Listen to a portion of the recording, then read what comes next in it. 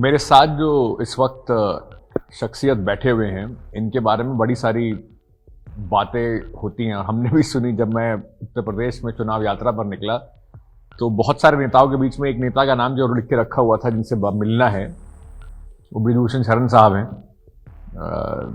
6 बार के लगातार एमपी हैं और कुछ लोग इन्हें बाहुबली के नाम से जानते हैं, कुछ लोग इनको मतलब इनका एक जो पूरा वर्चस्व है उसके बारे में बहुत सारी अलग अलग कहानियां आप सुनते रहे होंगे। आपका बहुत बहुत स्वागत हमें समय देने के लिए। ये जो मैं अब आ रहा था जब यहाँ पर, तो मुझे बताया गया जिम में चले जाइए। एक तो बड़ा लंबा जिम में मैं यहाँ पहुंचा। ये सब मुझे पता है, आप पहलवानी करते हैं, आप कुश्ती संघ के अध्यक्ष हैं। ये इतना जबरदस्त सेटअप क्या है?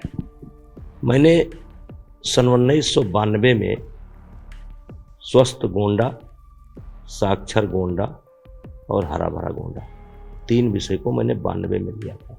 पहली बार जब एमपी बना था, शिक्षा, स्वास्थ्य और पर्यावरण, और तब से तीनों पर लगातार काम कर रहा हूँ। और जो नेता होते हैं या समाज में किसी तरीके से जिनका स्थान है, उनका जीवन खुद का कैसा है, इससे लोग प्रेरणा लेते हैं। कुछ बोल कर लेते हैं, कुछ बिना बोले लेते हैं।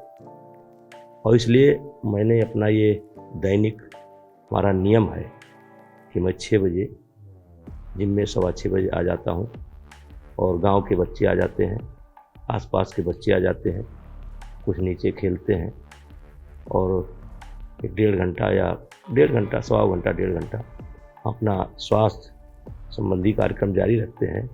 क्योंकि कहा गया है, सबसे प्रथम निरोगी काया। आप स्वस्थ रहें, ये आपका प्रथम कर्तव्य है। तो ये केवल अपने लिए नहीं है, अपने लिए तो है ही, लेकिन इसका असर बच्चों पर भी पड़ता है। आज हमारे छोटे छोटे नाती हैं, वो भी जिम में आते हैं, बहू हैं वो भी जिम में आती हैं, और लड़के तो फिट हैं। तो स्वस्थ रहना, और मैंने पहले बताया कि आपकी दिनचर्या क्या होती है जी, इसको लोग वाच करते हैं। मतलब लोग कहते हैं अखाड़े से संसद तक। तो मैं देख रहा हूँ ये आपने जो पूरा फैसिलिटी बनाया हुआ है, थोड़ा सा आपके बारे में जब लोग कहते हैं कि ये तो बाहुबली हैं, तो जब कोई आपको हमेशा कहा जाता है कि वे पहलवान बाहुबली, तो फिर क्या प्रतिक्रिया आपकी क्या रहती है? बाहुबली मतलब डरना चाहिए लोगों को आपसे? जैसे आपने कहा कि हमने बना रखा, देखिए आप गांव के सामने जाएंगे तो एक खेल मैदान बना रखा, और कोई सरकारी बजट उस पर नहीं है। बहुत सुंदर खेल मैदान है, और पूरे लोकसभा में ये मान करके चलिए कि 15 खेल मैदान हमने बना रखे हैं, जहाँ बच्चे सेना की तैयारी करते हैं, कोई अपने फिटनेस के लिए करता है। और मेरी कोशिश रहती है कि हर जगह कोई ट्रेंड आदमी जो एक्सरसाइज करा सके, क्योंकि बच्चे गलत एक्सरसाइज कर जाते हैं। तो ये मेरा शौक है, विजन है। और दूसरा सवाल जो आपने कहा कि बाहुबली, मैं पहला बाहुबली ऐसा हूं, आप मेरे गांव में बैठे हैं और आप लोगों से भी मिल सकते हैं। सन 1974 में मेरा घर गिराया गया, और अपना ही घर गिरने पर मेरे ऊपर मुकदमा कायम हुआ डकैती का और गोली चलाने का, 307 का, और 7 दिन जेल में रहने का मौका मिला। और अपना ही घर गिराया था लोगों ने जी। तो जब आप किसी बड़े लोगों से लड़ेंगे तो आपको ये सब करना पड़ेगा, आपको ये सब सहना पड़ेगा। और मेरी लड़ाई शुरू से ही, एक कह लीजिए कि खानदानी विरासत में एक बहुत बड़े आदमी से हमारी लड़ाई शुरू से चल रही है। लड़ाई मतलब खून खराबे की नहीं, राज परिवार। हाँ, राज परिवार, खून खराबे की नहीं। उन्होंने तो खून खराबे की कोशिश की। विश्वनाथ प्रताप सिंह चीफ मिनिस्टर थे, उनके समधी थे, उन्होंने इनकाउंटर कराने का प्रयास किया अयोध्या में, सब जानते, बच्चा जानता है। और अटैक भी कराया मेरे ऊपर, वो तो नहीं थे लेकिन उनका हाथ था। आज ही मेरे शरीर में गोली है, यहाँ भी है, यहाँ भी है, यहाँ भी है। स्टेन गन का बुलेट है यहाँ पर। तो जब आप किसी बड़े से लड़ेंगे तो आपके ऊपर कुछ आरोप आएंगे और आपको अभी अपने सेफ्टी के लिए कुछ ना कुछ करना पड़ेगा। और इसीलिए मैं कहता हूँ कि किसी सोते को गफलत से जगा देना बगावत है। अगर किसी सोते को गफलत से जगा देना बगावत है, किसी कमज़ोर के हक को दिला देना बगावत है, अगर सच्चाइयों का गीत गाना ही बगावत है तो हम भी एक बागी हैं, मेरा मजहब बगावत है। बिल्कुल फिल्मी अंदाज वाली बात करी है आपने, लेकिन आपके ऊपर भी बड़े संगीन आरोप लगे। जेल में वो पहला समय नहीं, उसके बाद भी आप काफ़ी समय तक रहे। आपके ऊपर हत्या के आरोप भी आपके ऊपर लगे। देखिए, एक दौर ये था कि चाहे जितने, जैसे फैजाबाद, ये जो आज हम बैठे हैं आप, ये अब देवी पाटन मंडल के नाम से आ रहा है, देवी पाटन मंडल कमिश्नर, ये फैजाबाद कमिश्नर थी। और एक ब्रजभूषण तिवारी जी थे फैजाबाद में, तो उनके सारे मुकदमों को हमारे ऊपर ट्रांसफर करके वो क्राइम हिस्ट्री बनाई गई। तो उसमें इतनी सच्चाई नहीं है, लेकिन हाँ, मैं अन्याय का विरोध किया छात्र जीवन में भी और आगे भी करता रहा, और मैं कभी दब करके राजनीति नहीं किया। लेकिन एक भी कोई ऐसा संस्मरण किसी के पास नहीं है कि मैंने किसी गरीब का घर कब्जा किया हो, गरीब को सताया हो, शरीफ को बेइज्जत किया हो। एक भी संस्करण कोई ला करके नहीं दे सकता। एक हत्या कहते हो, आप भी कहते हैं कि एक व्यक्ति को मैंने भी मारा है, उसमें मैंने सुन रहा था कहीं पर। हाँ, वो आपने लल्लन टॉप का इंटरव्यू देखिए, मेरी झूठ बोलने की आदत नहीं है। ये पंडित सिंह के भाई थे रविंदर सिंह, उनको मैं मना कर रहा था कि आप मत जाइए, लेकिन दुर्भाग्य था कि वो पहुंच गए। और एक आदमी ने आते ही, एक रणजीत सिंह थे, उन्होंने हवाई फायर कर दिया। और जो किंकर सिंह जी हैं आज भी जिंदा है, वो एमएलए भी रहे हैं, जिला पंचायत अध्यक्ष रहे हैं। एक पार्टी वो थी और एक पार्टी रणजीत सिंह थी। हम समझौता कराने गए थे और किंकर सिंह और हम दोनों आदमी हाथ मिला करके बात करें, और इतने में रणजीत सिंह गाड़ी से उतरे, उन्होंने हवाई फायर कर दिया और गोली चलने लगी दोनों तरफ से। गोली चलने लगी तो तब तक देखा, एक आवाज़ आई तो देखा कि रविंदर सिंह को गोली लगी। आपके काफ़ी करीबी क्या, अब क्या बताएं क्या थे, परिवार था। तो जैसे मैंने देखा, और वो बंदूक लेकर के ऐसे मुड़ा जाए हमारे तरफ, तो जब हमने राइफल ऐसे की तो भागने की कोशिश किया, तो मैंने उसको मार दिया वहाँ, और उसमें कोई वो नहीं है। और उसी गोली का छर्रा यहाँ भी है, यहाँ भी है। क्रॉस फायरिंग हुई थी और वो चली थी गोली 40 मिनट पर, और उसमें 2-3 लोग मरे, और छर्रा तो आज भी हमारे शरीर में है। जब आप ऐसी बातें करते हैं तो कई सारे युवा देखते होंगे, उनको भी बड़ा ग्लैमर लगता होगा इस तरह बाहुबली बनने का, गोलियां चलाने का, एक तरह का। परिस्थितियां बदल गई। एक समय था, देखिए एक समय था इसका कि लोग बंदूक लेकर के चलते थे तो लोग पसंद करते थे। अब बंदूक लेकर के कोई चलता है, दरवाजे बैठने नहीं देना चाहता। इसका खामियाजा लोग भोग चुके हैं। लेकिन जैसे एक संजोग है कि आप जा रहे हैं और अचानक गोली चलती है, तो आपके हाथ में राइफल है, तो अगर नहीं चलाएंगे तो मारे जाएंगे। तो मेरे जीवन में जैसे ये कहते हैं, इसको इस संदर्भ में लीजिए कि कहते हैं बाहुबली है या और कुछ कहते हैं। हाँ, एक हत्या मेरे हाथ से हुई है, वो भी सेल्फ डिफेंस में हुई है, वो भी उसके निशान आज भी मेरे शरीर में, यहाँ भी है, यहाँ भी है, यहाँ भी है, यहाँ भी आज भी निशान है मेरे शरीर में। तो उस ऐसी स्थिति में आप क्या करेंगे जब 20-25 आदमी एक तरफ से, 20-25 आदमी एक तरफ से और फायरिंग कर रहे हैं, तो उसमें क्या करेंगे? तो मेरा रोल क्या होना चाहिए? लेट जाना चाहिए। क्या लेट कर हम बच जाते? आपका सबसे बड़ा कहते हैं कि आपके जो राजनीतिक जीवन में टर्निंग पॉइंट आया, वो जो राम मंदिर वाला पूरा एक जिस तरीके का आंदोलन चला, उसमें आपकी भूमिका पर आया। आडवाणी जी के साथ आपने बहुत काम किया। उसके बाद आपके ऊपर जो आरोप था बाबरी मस्जिद ढांचा गिराने का, उसमें 40 आरोपियों में आप भी एक आरोपी थे। उसके बाद से आपके जीवन में टर्निंग पॉइंट आया, जेल भी जाना पड़ा उसके लिए आपको। देखिए, चूंकि मैं अयोध्या में रहता था और छात्र जीवन मेरा अयोध्या में बीता, और साधु संतों से बहुत संपर्क था, आज भी है। और आज भी मैं अकेला एक ऐसा गृहस्थ हूँ, गृहस्थ और साधु में अंतर होता है।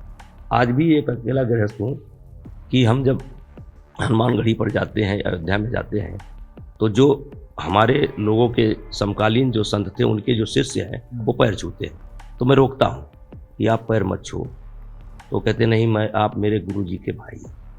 तो मैं ये कह सकता हूँ कि अयोध्या में आप जाकर के पूछें, जितना चर्चित जो चर्चा में रहने वाला छात्र आज तक अयोध्या में नहीं हुआ।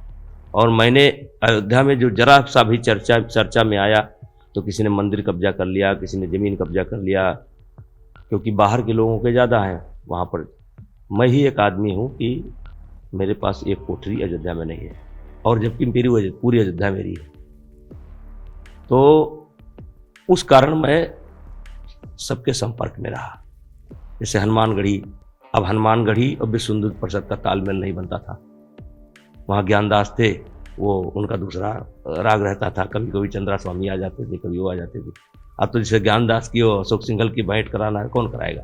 मैं कराऊंगा। लोग तो हिम्मत ही नहीं पड़ती ज्ञानदास के पास चले जाए। मैं दोनों की मीटिंग कराता था।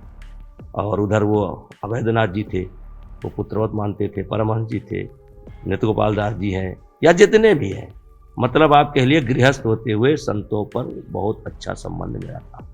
और राम जन्मभूमि आंदोलन से हम लोग जुड़े और बड़ा दौड़ा किया गया हर तरीके से। मुलायम सिंह ने 89 में जब पहली घटना घटी थी तो उसमें 3 महीना पहले मुझको गिरफ्तार कर लिया था। सबसे पहली गिरफ्तारी उन्होंने मेरी कराई थी, और उसमें भी 307 और मोटर व्हीकल एक्ट और ये सब करा करके भेज दिया।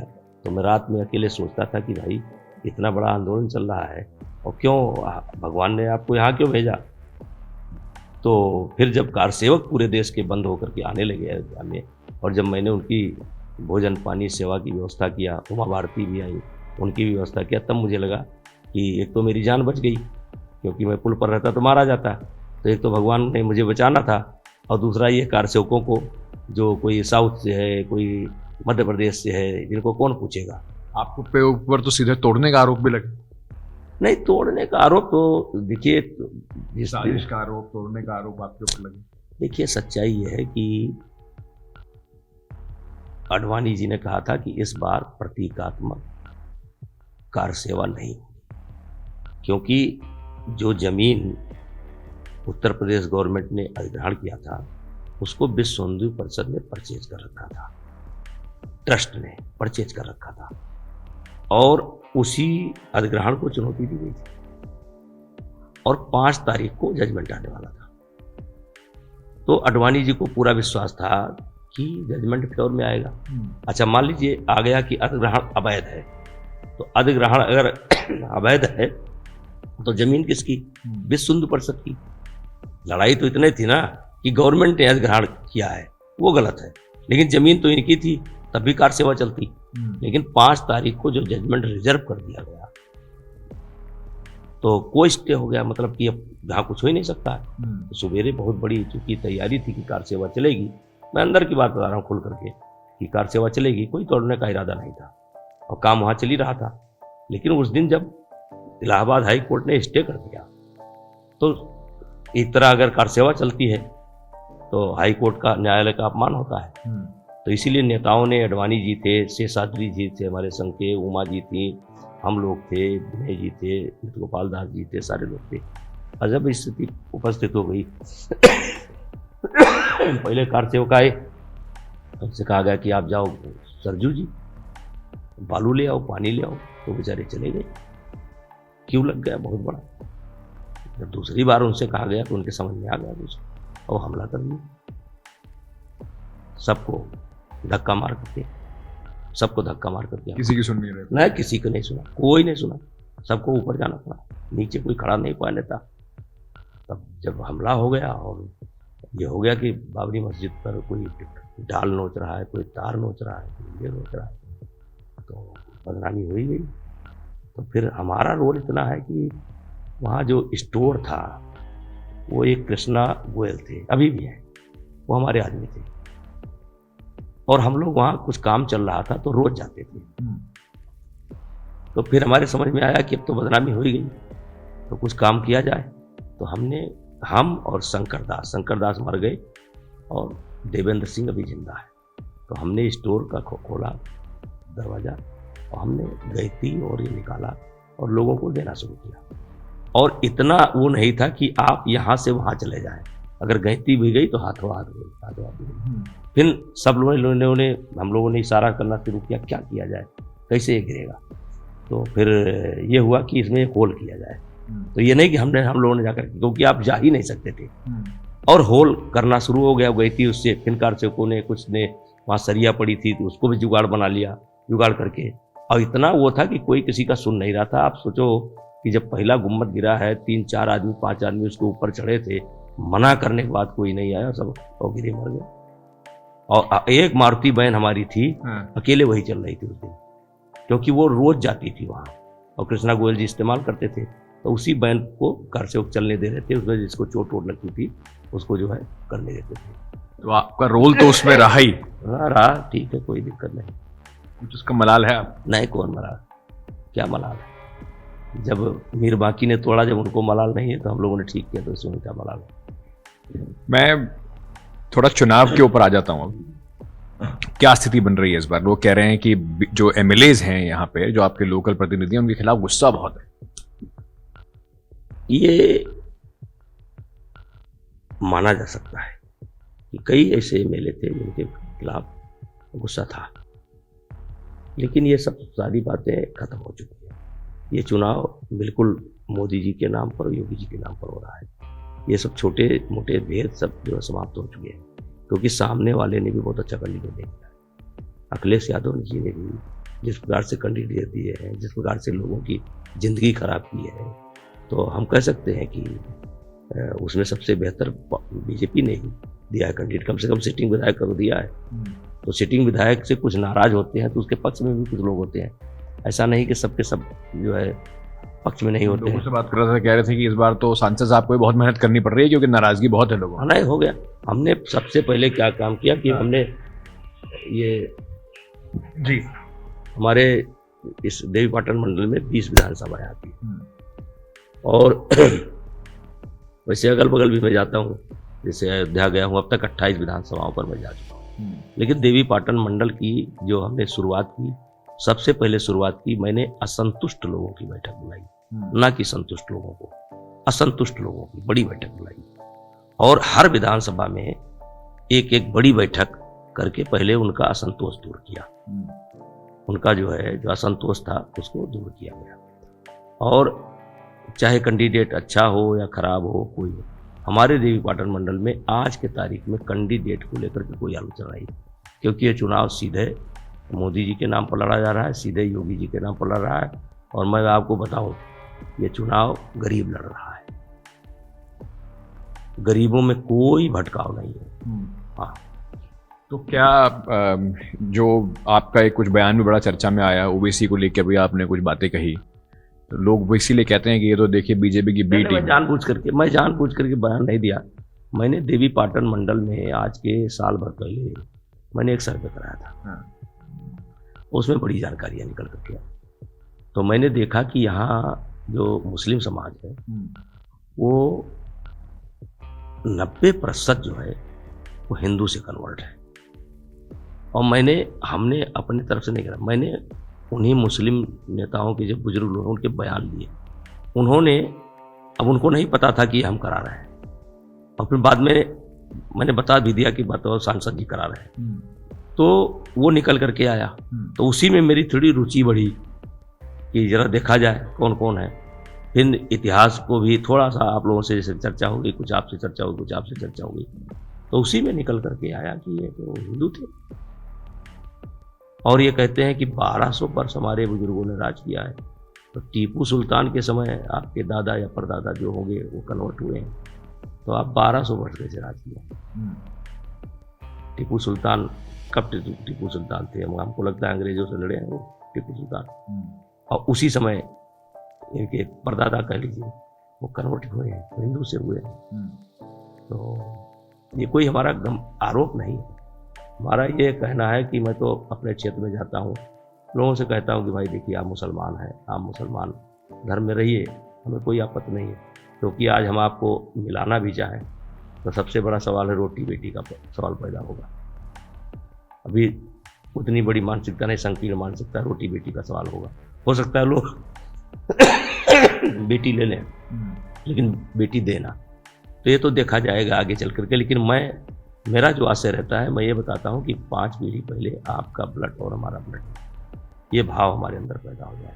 हमारा किसी का चिढ़ाने का नहीं, कि आप जानो कि हम एक हैं, हम एक ही खून है और एक ही माता पिता के संतान। शांति से रह सकते हैं क्या मुसलमान यहाँ आपके? बिल्कुल बिल्कुल रहते हैं, बिना किसी डर के? बिना डर के, कोई नहीं। मुझको ले चलिए किस घर में चलूँ, वो भी चाय नहीं मिलेगा। आपसे तो वैसे ही लोग डर जाते हैं। नहीं, प्यार से छोटे बच्चे, आप फोटो देखा करिए, छोटे बच्चे, औरतें, महिलाएं। हाँ। हमारा साल भर का कार्यक्रम उठा करके देखिए, हाँ। साल भर का उठा करके फोटोग्राफ देखिए। मैं शिक्षा के क्षेत्र में कुछ काम करता हूँ, हमेशा कुछ करता रहा, आप फोटोग्राफ देखिए, आपको लगेगा डर है, डर में कोई सवाल नहीं। जब सांसद साहब का क्या प्रेडिक्शन है इस बार का, किस मुद्दे पर सबसे बड़ी, लोग बार बार कहते हैं बीजेपी बेरोजगारी दूर नहीं कर पाई, अब जब कहते हैं सुरक्षा तो उधर से कहते हैं बेरोजगारी। देखिए, इधर विशेष करके इधर 19 से जो परिस्थितियां देश की है और जिस प्रकार से आंतरिक चुनौती भी है, आंतरिक चुनौती जैसे कोरोना, बाहरी चुनौती जैसे चीन, और उसमें सब कुछ संभालना, कि कोई काम भी न रुकने पावे, अर्थव्यवस्था भी न डगमगाए, गरीबों को भोजन भी मिलता रहे, सड़कें भी बनती रहे, कॉलोनी भी बनती रहे। हम समझते हैं कि इतना अच्छा काम किसी सरकार ने किया नहीं। और जहाँ तक मुख्यमंत्री जी का है, हमारे उत्तर प्रदेश का, ये तो मान लीजिए आपकी अर्थव्यवस्था को उन्होंने बहुत मजबूत किया है, जो लीकेज था उसको बहुत दूर किया है। यही जो बिजली, जैसे आज पहले 4 घंटा या 5 घंटा या 6 घंटे आती थी, 4 जिले केवल ऐसे थे जहाँ बिजली ठीक ठाक रहती थी। मैनपुरी, इटावा, अलग कल्चर था, रामपुर, 4-5 जिले बदनाम थे कि वहाँ बिजली रहती है। लेकिन आज देखिए सुधार कैसे हुआ। यही बिजली अखिलेश जी के सरकार में 7 रुपया या 7.5 रुपया पर जो है वो क्या कहते हैं पर यूनिट खरीदी जाती थी, जबकि भारत सरकार 2.5 रुपये में देने तैयार थी, तो नहीं लेते थे, और 7 रुपये वाली लेते थे। तो अगर इसी से तुलना कर लीजिए तो 2.5 गुना हो गया, अंतर आ गया।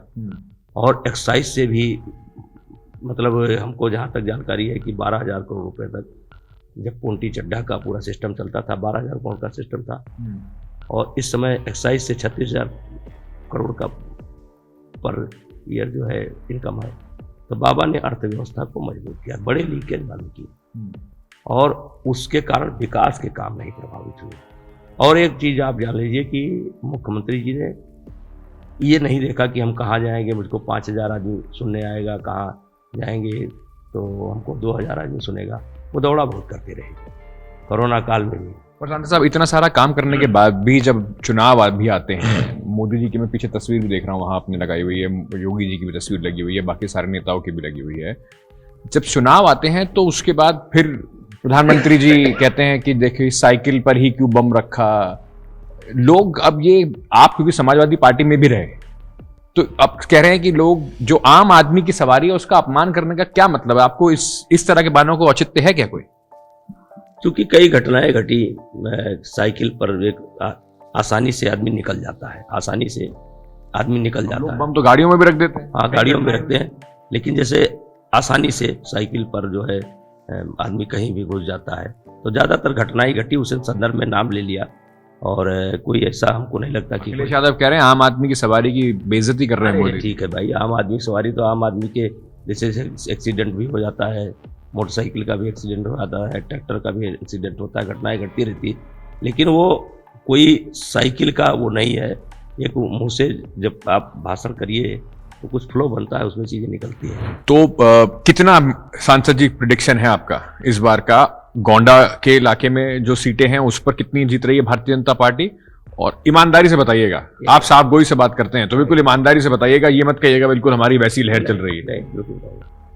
देखिए, 20 विधानसभा देवीपाटन मंडल में आती है, 18 हमारे पास थी, और एक भी मैं कम नहीं देख रहा हूँ।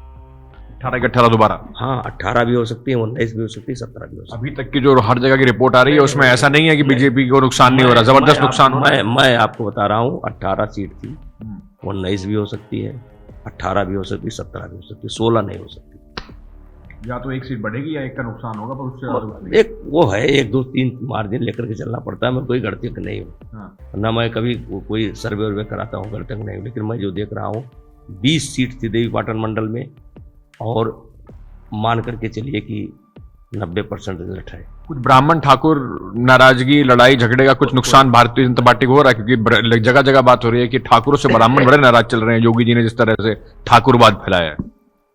देखिए, हमारे यहाँ ऐसा कोई मुद्दा नहीं है, और ठाकुरवाद और ब्राह्मणवाद का कोई नहीं है। ब्राह्मण बहुत जबरदस्त तरीके से पूरे उत्तर प्रदेश में बीजेपी की सरकार बना रहा है, और ये चंद लोग हैं जो ऐसी बातें करते हैं, जैसे बसपा कह रही है कि सब ब्राह्मण, अब रिजल्ट आएगा देख लीजिएगा ब्राह्मण कहाँ है। ब्राह्मण आप मान करके चलिए कि 100% है। अंत में आपके बारे में कहते हैं कि बड़े फ्लैम्बॉयंट आदमी है, मतलब अंग्रेजी का जो शब्द है, घोड़े वोड़ों का भी शौक है आपको, तो आपने पाले हुए यहाँ पे? हाँ है, घोड़ा है, कुत्ते हैं, घोड़े हैं, गाय हैं, करीब 50-60 40-50 भैंस हैं, और मैं जब रहता हूँ तो सबको गुड़ खिलाता हूँ, और ये मेरा शौक बचपन। घुड़सवारी आप भी करते हैं क्या? ये अब नहीं कर पाते, हाँ, लेकिन घोड़े हैं। तो ये जो गाय की आप बात कर रहे थे, छुट्टा पशु का बड़ी दिक्कत समस्या है। हर किसान यही बात कहता है कि हम तो अब सुबह खेती करो और रात को अपनी रखवाली करो। देखिए, मोदी जी को उस पर बात करनी पड़ गई। हाँ, हमने मोदी जी से हम लोगों ने बात की, एक छोटी मीटिंग में बात की थी, और मोदी जी ने कुछ सुझाव भी दिए। देखिए, आज ये एक समस्या, पहले बैल जो है दरवाजे की शान होते थे, और जब से मशीनरी युग आया धीरे धीरे इसका प्रयोग कम हुआ, और किसी ने ये नहीं सोचा कि इसका प्रयोग जो घट रहा है तो कोई दूसरा रास्ता निकाला जाए। किसी ने नहीं सोचा, इस पर काम नहीं हुआ। आज मोदी जी की सरकार में इस पर काम हो रहा है। एक तो पहला काम ये हुआ कि बछड़े कम पैदा हो, इसके लिए एक इंजेक्शन आता था 1250 रुपये का, हमने योगी जी से मिलकर के उसको 250 का कराया कि उसका इस्तेमाल करें लोग, जिससे बछड़े कम हो, और फिर इनका कोई इस्तेमाल निकाला जाए। सरकार लगी हुई है कि बछड़े कम पैदा हो और गाय पैदा हो, गाय को लोग पालें। लेकिन देखिए, गाय भी छोड़ना शुरू किए, छोड़ेगी। तो मेरे कहने का तात्पर्य है, एक समय था बैल दरवाजे की शान होता था, आज उसका प्रयोग नहीं रह गया, तो उसका प्रयोग कहाँ किया जाए, कैसे किया जाए, ये सोचना पड़ेगा। और कुछ लोगों ने गाय भी छोड़ना शुरू कर दिया। अब क्यों छोड़ना शुरू कर दिया? ये पहले परंपरा शहरों में चलती थी कि बच्चा रहता था, गाय छोड़ देते थे, और फिर गाय शाम को आ जाती थी, उसको खिलाते पिलाते दूध ले लेते थे, बांधने की भी जगह नहीं रहती थी, छोड़ देते। अब ये गाँव में पहुंच गई, तो चलो भाई, सरकार ने तमाम गौशाला खोला, तमाम स्कीम लगाया। गौशालाओं की हालत तो बड़ी खराब है, बहुत खराब है, बहुत। सरकार की विफलता मानते हैं ना उसे आप? नहीं, बहुत अच्छी नहीं है, ये नहीं है। लेकिन मैं ये पूछना चाहता हूँ, ठीक है, सरकार ने इंतजाम किया, प्रयास किया, प्रलोभन दिया कि कोई पाल लेता है, टैग करा ले, 30 रुपये रोज ले, चलिए उसको बढ़ाने की जरूरत है, और भी इसका प्रयोग करने की जरूरत है। अखिलेश यादव आएंगे तो क्या करेंगे? वो 1 महीना के अंदर क्या कर देंगे? आप पब्लिक से पूछिए। हमने पूछा कि भाई अब बताओ, इतने प्रयास के बाद भी ये समस्या है, अखिलेश यादव क्या करेंगे? तो कहते हैं कि पब्लिक बोलती कटवाएंगे। तो हमने कहा ये उचित है कि नहीं, उचित नहीं है। तो हमने कहा आज इनका प्रयोग नहीं रह गया है तो इनको कटवा दिया जाए। कल बूढ़े बाप बैठे हैं वहाँ बरामदे में, उनका प्रयोग नहीं है तो उनको भी नमस्ते कर दिया जाए, क्या फायदा खिलाने पिलाने से उनको, बूढ़ी माँ को भी। तो इसका इस्तेमाल खोजना पड़ेगा, और इस्तेमाल खोजा जा रहा है, और ये इशू हमारे इलाके में नहीं है। आपके इलाके में इशू नहीं है?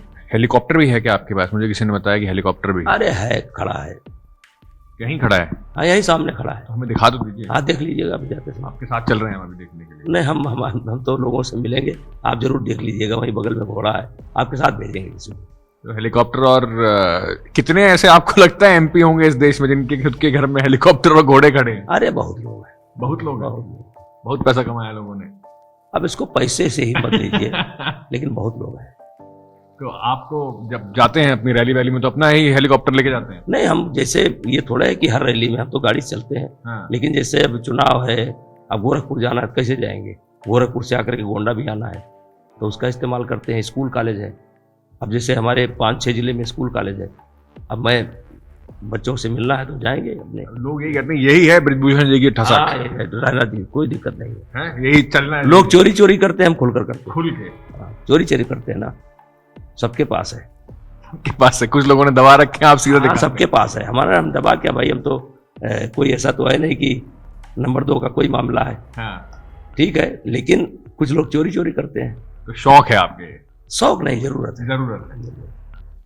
चलिए सांसद जी, बहुत बहुत शुक्रिया हमसे बात करने के लिए। बड़ी बेबाकी से बड़ा मजा आता है उन लोगों से बात करने में जो बिल्कुल सीधा सीधा सवालों के जवाब दें ईमानदारी से। अगर मैं कह दूं कि मैं बहुत बड़ा संत हूं तो कोई मानेगा?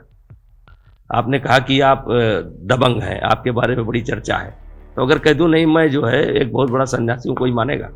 कोई नहीं मानेगा, सब जानते हैं। लेकिन और आपको भी वो इमेज सूट करती है, थोड़ा लोग भी नहीं, सूट नहीं, डरे वरे रहें तो ठीक रहेगा। नहीं नहीं, मेरी राजनीति नहीं है। देखिए, मेरा घर गिराने वाले उनके सबके बच्चे मेरी एक्सरसाइज कराते हैं। ये लगभग वही परिवार है जिन्होंने नाराज होकर के मेरा घर गिराया था। मैं प्रसोच की राजनीति नहीं केयर करता हूँ, और न करना चाहिए।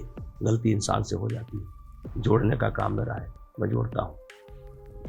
और प्रमाण ले लीजिएगा, गांव में घूम लीजिए एक चक्कर। प्रसोच की राजनीति नहीं, ये दबंगई नहीं, डराना नहीं, किसी को नहीं। लेकिन अगर मान लीजिए कोई आदमी गलती कर रहा है तो आपको थोड़ा डांटना पड़ेगा, समझाना पड़ेगा। पहले गांव में जैसे आज देखिए, आज चीटिंग बहुत बढ़ गई। कोई 1 करोड़ लेकर चीटिंग कर रहा है, कोई 2 करोड़ लेकर के चीटिंग कर रहा है, कोई 3 करोड़ लेकर के चीटिंग कर रहा है, कोई भाई के साथ बेईमानी कर रहा है, कोई उसके साथ। इसका क्या हुआ कि लोगों ने हस्तक्षेप करना बंद कर दिया। क्योंकि पहले घर के बंटवारे होते थे तो मामा आ गए और 2 पड़ोसी आ गए, बांट दिए कि भैया तू इधर ले, तू इधर ले, ये कारोबार कर लो। आज सब खत्म हो गया, न्यायपाल कम जा रहा है। तो अब जो लोग ऐसा काम करवा देते थे उनको आप माफिया कहेंगे, तो ठीक है, माफिया कहो भाई। वो डर के मारे बैठ गए, हम नहीं समझौता कराते। देख लो कोर्ट में कितने मुकदमे हैं, देख लो कितनी चीटिंग पहुंच गई है। आप किसी से कहिए, हाथ खड़ा कर देगा, नहीं भैया हम नहीं बुला कर कह सकते। कहेगा आपका पड़ोसी है, रुपया दबाए, कह दीजिए कि नहीं भैया हम नहीं कर सकते। तो इसका ठीक है, आप उनका नाम माफिया दे रहे हैं तो दीजिए, कोई दिक्कत नहीं है। लेकिन हर क्रिया की प्रतिक्रिया होती है। हाँ। आप ये समझ लीजिए कि जो सोशल सेक्टर में जो गांव के अंदर मजबूत आदमी बैठा था या कस्बे में मजबूत आदमी बैठा था, और जो लोगों की बैठा करके समझौते करा देता था या थोड़ा डांट फटकार देता था, उसका खराब भी रूप है, अच्छा भी रूप है, उससे झगड़े कम भी होते। कभी सोचा था छात्र नेता से लेकर यहाँ तक पहुंच? हाँ बिल्कुल, प्लानिंग से, क्योंकि मेरे बाबा विधायक थे जी। सन 1952 में, और मेरे 6 भाई थे। 4 भाई पहले मर गए, 1 भाई, अब वो लंबी कहानी हो जाएगी। लेकिन मुझे ये था कि अगर जिंदा रहना है तो मुझे स्थान बनाना पड़ेगा, और मैं, आप समझ लीजिए कि एक एक कदम प्लानिंग से ही आया हूँ।